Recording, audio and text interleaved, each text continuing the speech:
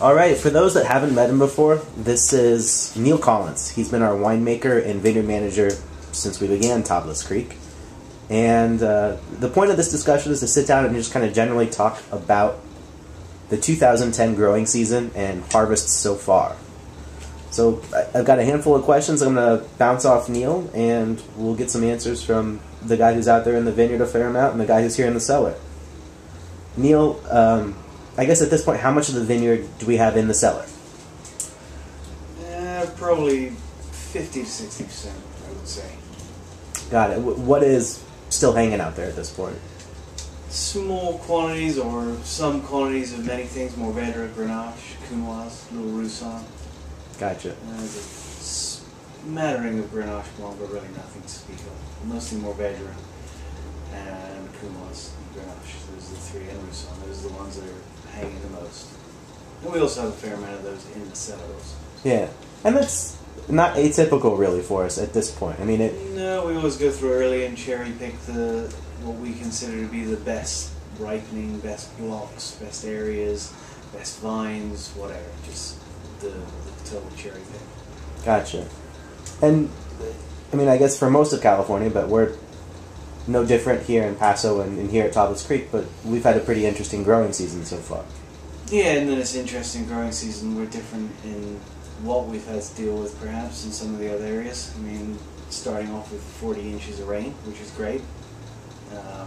After 2 really short years, being really happy to see that. And then seeing a pretty healthy crop out there. And because of the rainfall, deciding to leave it out there, hanging a little heavier than perhaps we normally would. And then not having any warmth in summer, which is completely not Paso Robles. So then perhaps maybe shouldn't have left the crop we left hanging and waiting for the weather to come, which ultimately it did. Yeah. Fortunately. But now we move into rain, and as always, the biggest challenge here is Mother Nature. Gotcha. And it kind of seems... Challenge and asset. Yeah. It seems, and correct me if I'm wrong on this too, but for every kind of issue that we've had to contend with this year in the way of, you know, essentially not getting a ton of heat, but then actually getting some late season kind of heat spikes that have helped things along. We get a little bit of rain right now, but there's a decent wind out there. Last 2 days being classic. And yesterday was like Monteverde cloud forest there. Yeah. And you're thinking, oh, thanks, that's great. And then today is sunny, warm, and windy, which is kind of the perfect combination of those two things. So, yeah. She throws us a wild one and then winks and it's just joking. Yeah. Fixes it for you. Appreciative of the wink, I guess, at this point. Yeah. And for the fruit that we've actually brought in so far, how is it looking to you at this point? Well, being what we've brought in so far has been what we would refer to as our cherry pick. It looks great. Yeah.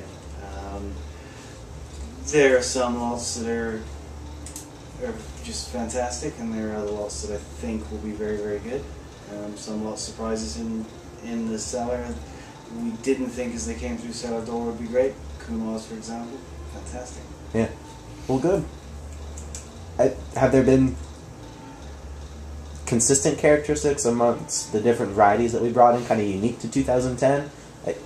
I would say the biggest thread going through the vintage for me so far has been great extraction from grapes that are considerably lower in sugar than normal. Not massively, but lower sugars for sure, which is great. So we want to see lower alcohols as long as we've got the ripeness and flavor profile and extraction, etc., etc. And so far, I'd say we're seeing beautiful. And again, I know it's kind of tough at this stage in the game, but if you were to kind of wager a guess as to what to expect from the 2010 vintage at this point. Vintage of the century. I think it'll be interesting for everybody, for us and everyone else. I think it'll be somewhat of a curious vintage. I think there'll be interesting characteristics, great extraction, hopefully because of the long hang time. Yeah. And hopefully everybody gets the lower sugars. I think everybody would embrace that pretty well. But I think just because of the long hang time for us, we're going to see some interesting character. Yeah. You know, we've spent a lot of meaty, gamey aromas in a lot of the fermentations, which personally I love, and I think it will be good. I think it will be interesting. Wonderful. Well, thanks for taking the time to sit down and talk, and we'll visit with you again towards the end of harvest. Thank you.